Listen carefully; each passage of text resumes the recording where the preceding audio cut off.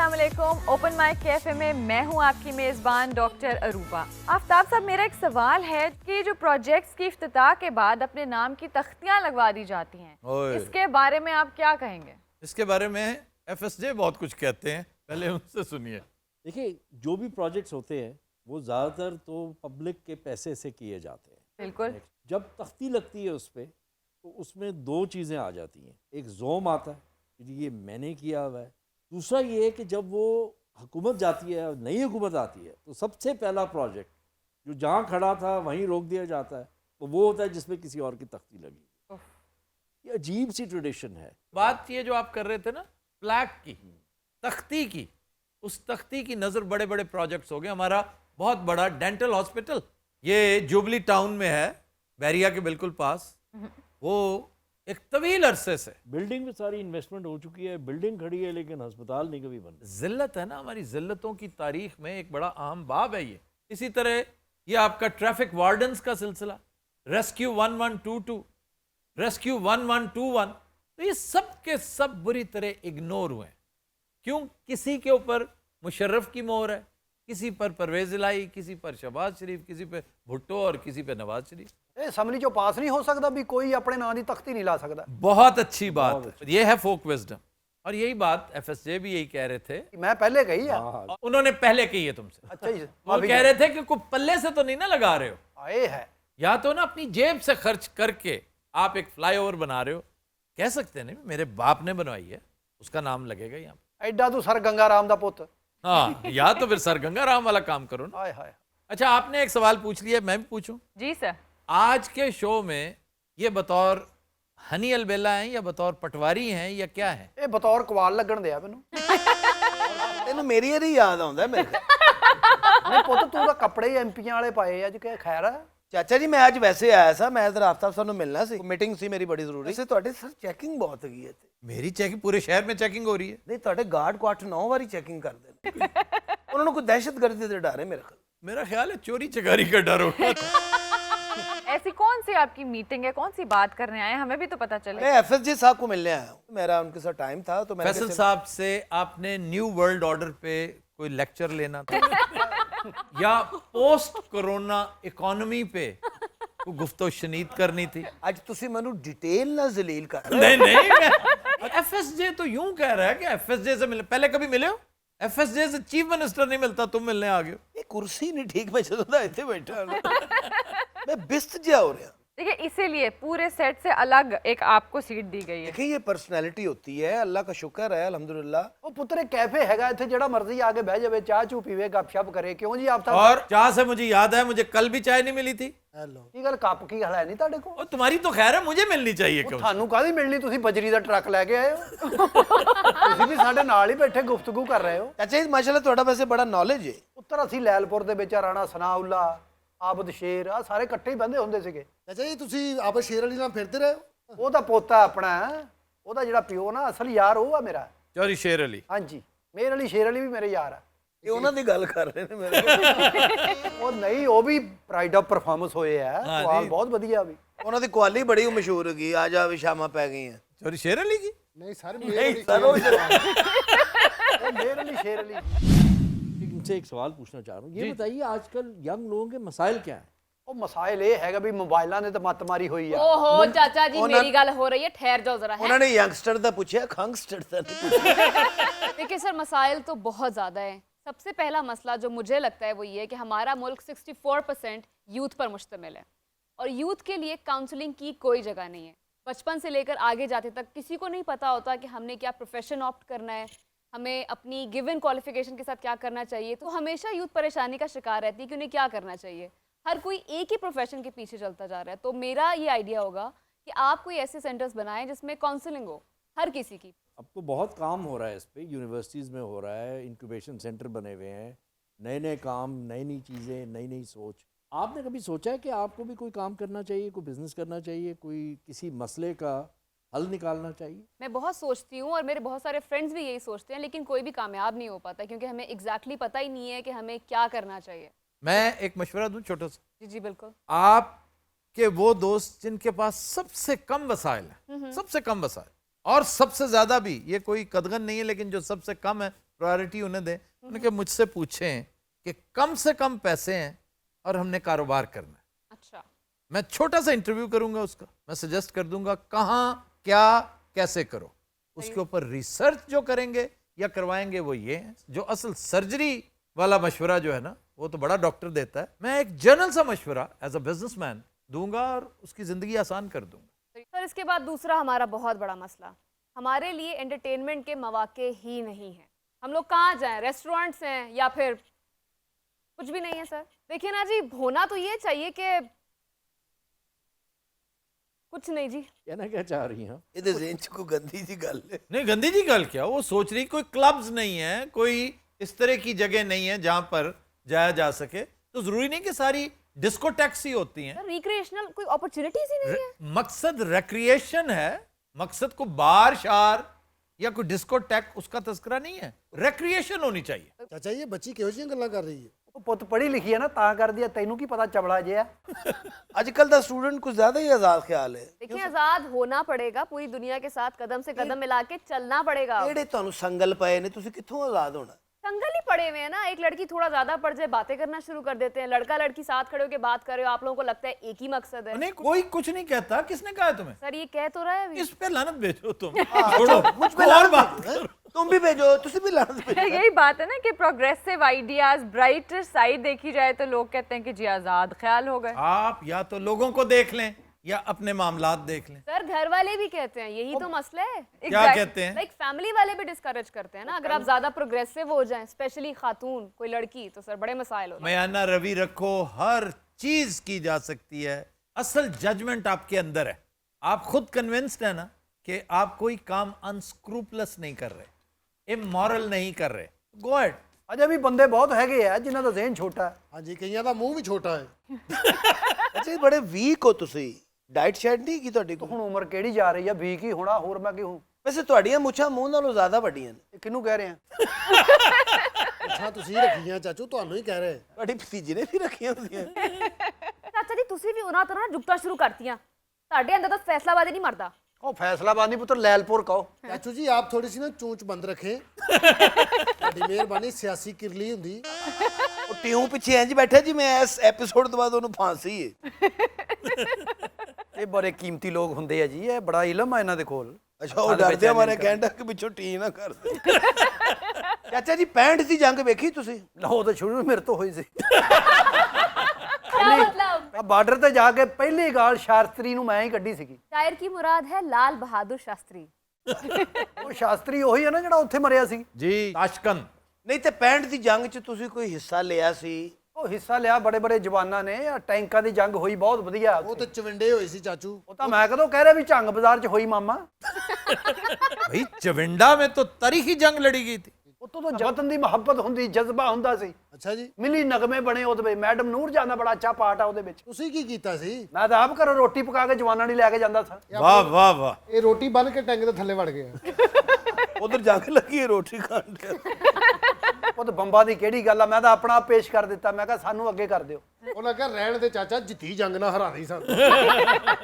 ਸੁਣਿਆ ਬੰਬ ਬਣ ਕੇ ਮੰਜੀ ਥੱਲੇ ਵੜ ਗਏ ਸਭ। ਉਹ ਜਹਾਜ਼ ਜਦੋਂ ਉੜਦੀ ਸੀ ਨਾ, ਲੋਕੀ ਦੇ ਅੰਦਰਾਂ 'ਚ ਵੜਦੇ, ਮੈਂ ਛੱਤ ਤੇ ਚੜ ਜਾਂਦਾ ਸੀ, ਮੈਂ ਥੱਲੋਂ ਵੱਟੇ ਮਾਰਦਾ ਸੀ ਉਹਨਾਂ। ਗੁਆੜੀਆਂ ਕੋਲੋਂ ਇਹਨੂੰ 2 ਵਾਰੀ ਮਾਰ ਪਈ। हमारा एक दोस्त है, जंग की बातें हुई ना जब कि हमें क्या करना चाहिए, तो वो अपनी एयर गन निकाल के ले आया था कि मैं भी लड़ूंगा। तब वो कौन थे? इमरान खान। ਫਿਰ ਵਜ਼ੀਰ ਆਜ਼ਮ ਸਾਹਿਬ। और इमरान बर्फ वाला कह रहे ਯਾਰ ਇੱਕ ਇਮਰਾਨ ਖਾਨ ਦੂਜਾ ਵੀ ਤੇ ਹੈਗਾ ਨਾ ਐਕਸਪ੍ਰੈਸ ਵਾਲਾ। पुत्र वो भी हमारा दोस्त है, वो भी हमारा बल्कि ज्यादा पक्का दोस्त है, वो तो शिकारी दोस्त है हमारा। ਉਹ ਪੁੱਤ ਮੈਂ ਤਾਂ ਖੱਬੀ ਲੱਤ ਨੂੰ ਬੰਬ ਬੰਨ ਲਿਆ ਸੀ। ਇਹਦੇ ਕੋ ਟੁਰਿਆ ਨਾ ਜਾਵੇ। ਇਹਨੂੰ ਆਰਮੀ ਵਾਲੇ ਨੇ ਫਿਰ ਉਹ ਕੁੱਟਿਆ। क्यों? ਕਹਿੰਦਾ ਸਾਡਾ ਬੰਬ ਨਹੀਂ ਫਿਰਨੇ। ਅੱਛਾ ਜੀ ਸਾਰੀ ਜੰਗ ਵੇਖੀ ਤੁਸੀਂ? ਉਹ ਤਾਂ ਸਾਰੀ ਵੇਖੀ, ਹੋਰ ਮੈਂ ਪੌਣੀ ਵੇਖ ਕੇ ਘਰ ਚਲਾ ਗਿਆ ਸੀ। ਸਾਰੀ ਵੇਖੀ ਆ। ਤੂੰ ਤਾਂ ਐਵੇਂ ਟਾਈਟੈਨਿਕ ਫਿਲਮ ਆ ਵੀ ਸਾਰੀ ਵੇਖੀ ਆ। ਅੱਛਾ ਅਗਲੀ ਬਕਵਾਸ ਨਾ ਕਰੋ। नहीं अब पूछो पूछो। ਇਹ ਚਾਚਾ ਜੀ ਅਸਲਾ ਆਮ ਹੈਗਾ ਸੀ? ਉਹ ਤਾਂ ਅਸਲੇ ਨਾਲ ਜੰਗਾਂ ਲੜੀਆਂ ਜਾਂਦੀਆਂ, ਹੋਰ ਇੱਕ ਦੂਜੇ ਨੂੰ ਛਿੱਤਰ ਮਾਰਦੇ ਉੱਥੇ। अच्छा जी आपने इनसे इंट्रोड्यूस नहीं करवाया। सही कि टिम्स है मेकअप आर्टिस्ट जो कि पार्लर्स बंद होने की वजह से, बेरोजगारी की वजह से बहुत परेशान है और इसलिए आज हमारे पास आए हैं। बहुत ज्यादा प्रॉब्लम है। अस्सलाम वालेकुम। अब स्ट्रिकिंग आपने कहाँ से करवाई? क्या?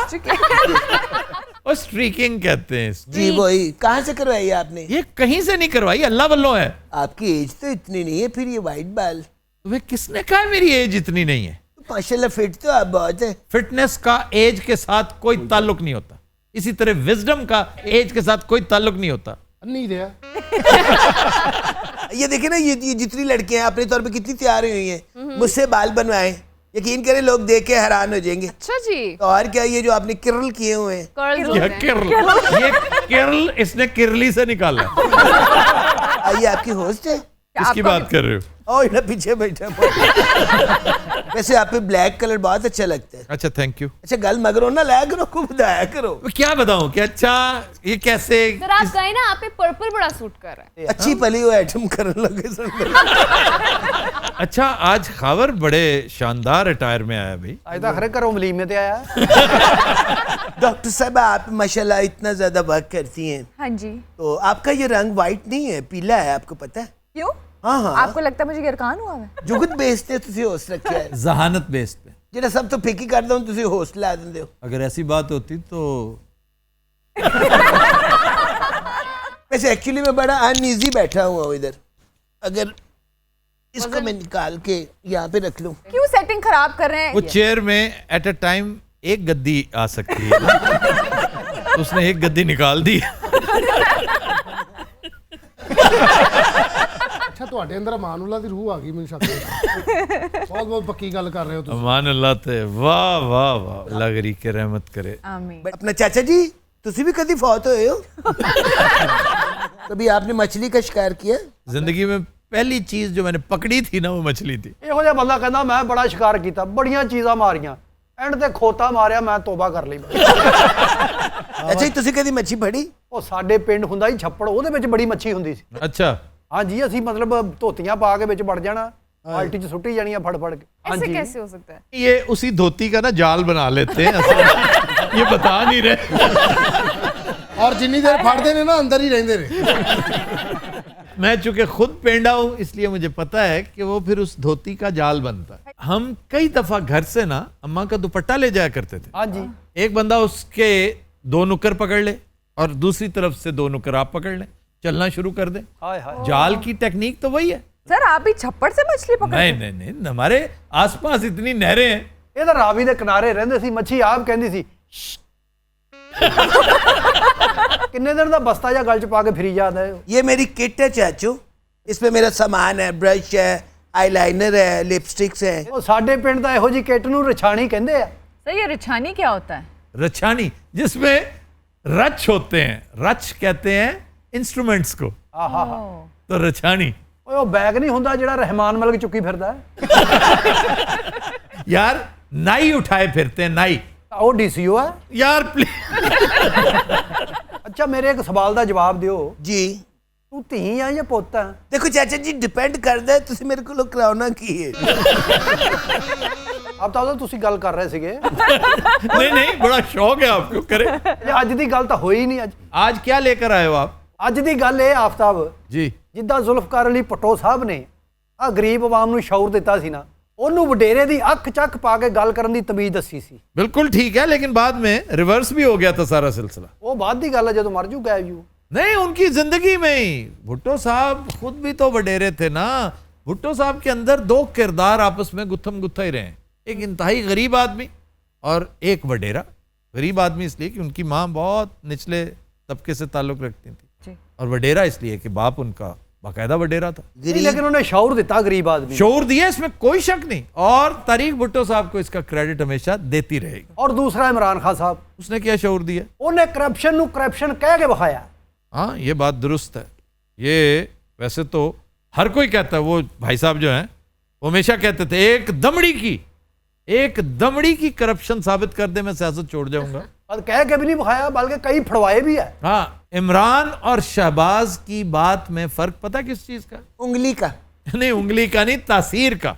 वैसे एक चीज़ है, इतना कुछ हो गया, इतने लोग निकले हुए हैं, कोई जो कुछ कर सकता है वो कर रहा है, लेकिन हमारे जो बड़े बड़े लीडर्स हैं, जो बड़े बड़े जिन्होंने बहुत ज़्यादा कमाया है, एक पैसा नहीं दिया। सबसे मज़ेदार चीज़, एक जर्नलिस्ट का मैंने देखा छोटा सा क्लिप, उसने दिखाया कि जी प्रेस क्लब में शहबाज शरीफ की तरफ से उनके लिए हिफाजती किट बांटे गए और उन्होंने खोल के दिखाया, सील बंद डब्बा खोला, उसमें से एक छोटा सा सैनिटाइज़र, एक छोटी सी साबुन की टिकिया और एक कपड़े का मास्क निकला। ਇਹ ਟੋਟਲ 700 ਦਾ ਹੈ।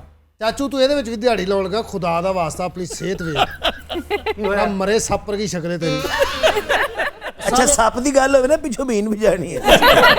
ਸਾਰਾ ਡੱਬਾ ਵੱਧ ਤੋਂ ਵੱਧ 250 ਦਾ ਹੋਏਗਾ। और एहसान देखें कितना बड़ा ਹਾਏ ਹਾਏ। कि जनाब मैंने रंगबाजी ना करें, खुदा का वास्ता है, काम वो करें जो करने वाला है। चाचू आप भी तो बहुत अमीर आदमी, आपने आवाम ਉਹ को ਅੱਲਾ ਦਾ ਸ਼ੁਕਰ ਆ ਮੈਂ ਦਿੱਤਾ ਪੁੱਤ। ਕੀ? ਮੇਰੇ ਵਰਕਰ ਜਿਹੜੇ ਉੱਥੇ ਕੰਮ ਕਰਦੇ ਸਭ ਨੂੰ ਮੈਂ ਰਾਸ਼ਨ ਪਾਣੀ ਦਿੱਤਾ। ਮੈਂ ਉਹਨਾਂ ਨੂੰ ਕਿਹਾ ਮਹੀਨਾ ਘਰੋਂ ਨਹੀਂ ਨਿਕਲਣਾ, ਜੋ ਮਰਜ਼ੀ ਹੋ ਜਾਏ। अपने या थोड़े? वैसे डॉक्टर साहब आप भी कुछ ताकत की गोलियां वगैरह खाएं प्लीज। किस लिए? आपने यहाँ पे हमारा शो होस्ट करना होता है। देखिए अच्छा तू लग रहा है मंगन ने हालांकि मशवरा दे रहा है लेकिन लग रहा है भीख मांग रहा है बेचारा। ਉਹ ਤੂੰ ਗਾਣਾ ਯਾਦ ਕੀਤਾ ਚੰਗਾ ਜਿਹਾ ਜਾਂ ਅੱਜ ਦਾ ਸ਼ੋਅ ਤੂੰ ਪ੍ਰੋ ਬੋਨੋ ਕਰ ਰਿਹਾ ਹੈ? सर बाबर को समझ ही नहीं आई कि इसका मतलब क्या है। अरे वैसे की मतलब सी? इसका मतलब है कि अगर गाना नहीं सुना रहे हो तो फिर आज के पैसे तो नहीं मिलेंगे तुम्हें। नहीं मैं अपना माइक अगे रखन लगा। ओ ठहर जा, गाना सुनाना। इजाजत है सर? हाँ जी, सुनाओगे क्या? सर नए दौड़े और माई है जी जी और जी पैटर्न हमारा आपको याद ही है। जी बिस्मिल्लाह। पिपलां दी छावें कदी बह जावें जिंद तेरे नाल आवां फिर भावें मर जावां ढोला वाह हो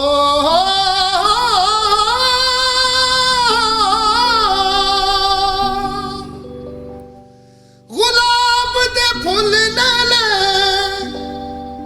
ते जे अल्लाह तौफीक देवे बंदा सजना नू मुल ले ले पिपलां दी छावें कदी बह जावें जिंद तेरे नाल आवां हाय हाय हाय। फिर पावे मर जावां ढोला पानी विच अंब तरदा पानी विच अंब तर अंब तरदा हाँ पानी विच अंब तरदा वैसे वाकई अंब बड़ी तकलीफ नाल तर रहे हैं। खाली पानी नहीं ना विच होर भी जानवर भी फिरन डे ने ਉਹ ਛੇ ਦੀ ਗਾਲਾ ਪੁੱਤ ਅੰਬ ਬਹੁਤ ਦੂਰ ਨਿਕਲ ਗਈ। ਪਾਣੀ ਵਿੱਚ ਅੰਬ ਤਰਦਾ ਇਸ ਜੁਦਾਈ ਨਾਲੋਂ ਰੱਬ ਪੈਦਾ ਹੀ ਨਾ ਕਰਦਾ ਇਹ ਤੇ ਪਿਓ ਦਾ ਸ਼ੇਰ ਹੈ। ਇਸ ਔਲਾਦ ਨਾਲੋਂ ਪੈਦਾ ਹੀ ਨਾ ਕਰ। ਬਾਰੀ ਥਾਣੀ ਚੜਿਆ ਨਵਾਂ ਦਿਨ ਅੜਿਆ ਬਾਰੀ ਥਾਣੀ ਚੜਿਆ ਨਵਾਂ ਦਿਨ ਅੜਿਆ ਹੁਣ ਬਹੁਤੀ ਦੇਰ ਨਾ ਕਰੀ ਛੇਤੀ ਮੁੜ ਆਵੀਂ ਘਰੀ ਢੋਲਾ ਖੁਦਾ ਦੁਸ਼ਮਣ ਕਿਸੇ ਨੂੰ ਵੀ ਹਿਜਰ ਦਾ ਰੋਗ ਨਾ ਲਾਵੇ ਹੋ हाँ ਜ਼ਮਾਨਾ ਮਾਰਦਾ ਤਾਨੇ ਜੁਦਾਈ ਜਾਨ ਪਈ ਖਾਵੇ ਬਾਰੀ ਥਾਣੀ ਚੜਿਆ ਨਵਾਂ ਦਿਨ ਅੜਿਆ ਚਾਚੂ ਜੀ ਕੀ ਬਾਤ ਹੈ। ਕੋਈ ਕੰਸੀਡਰ ਕਰੋ ਇਹ ਗਾਣਾ ਮੇਰੀ ਸੀਵੀ ਹੈਗੀ ਹੈ ਉਹ ਤੂੰ ਬਹਿ ਕੇ ਤੂੰ ਗਾਉਣਾ ਕੀ ਗੱਲ ਕੋਈ ਫਿੰਸੀ ਨਿਕਲੀ ਖਲੋ ਕੇ ਗਾ ਲਿਆ ਤੇ। ਹਾਲਾਂਕਿ ਫਿੰਸੀ ਵਾਲਾ ਬਹਿ ਨਹੀਂ ਸਕਦਾ डिपेंड करता है फिंसी कहाँ है। ਆ ਕਰੋਨਾ ਖਤਮ ਹੁੰਦਾ ਨਾ ਤੈਨੂੰ ਮੈਂ ਫੈਕਟਰੀ 'ਚ ਲੈ ਲੈਣਾ। ਫੈਕਟਰੀ ਤੇ ਲਾਨਤ ਭੇਜੋ ਫਰਜ਼ੰਦੀ ਚ ਲਵੋ ਜਿਸ ਵਾਸਤੇ ਮੈਂ एडे ਉੱਚੇ आवाज ला रहे हैं। अरे बोर ना कर, गाना गा चल। नाज़रीन आज के शो का वक्त खत्म हुआ। चाहता है आपसे मुलाकात होगी कल। अपना बहुत ख्याल रखिए। अल्लाह हाफिज।